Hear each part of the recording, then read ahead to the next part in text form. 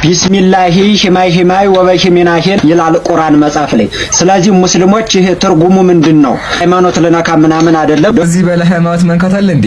ጸሎተ ባቶስ ተመልከቱ። ፔጅ 20 ላይ እንደዚህ ይላል። ለአብ ስሞች ሰላም እላለሁ አለ። አብ በእነሱ አምላክ ነውና ቀጥሎ ምናል የአብ ስሞች እነማን ናቸው አለ?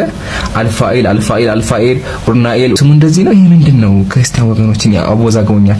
ጥንቆላ ምንድነው? እኔ የአንዱን ሃይማኖት አጥላልቼ የራሴን ሃይማኖት ማከብር ሰው አይደለሁም። ሰው ባመነበት እምነት ነው ያድነኛል። እኔ እምነት ትክክል ነው ብሎ ባመነበትን እምነት የማክበር ግዴታዬም ነው። አንተ ወንድሜ የተናገርከው ነገር ለተባለው ቅዱስ ቁርአን ላይ የሌለ ከሆነ በዚህ ልክ ማፌዝ ነበረብህ።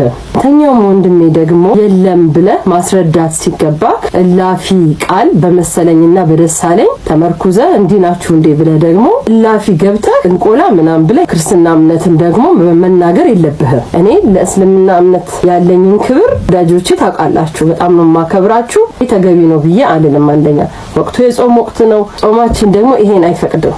ሀቅ ማለት የብዙ ሀቅ አለው። ይሄም አንድ ሀቅ ነው። ወንድምና ወንድማማቾች ነን።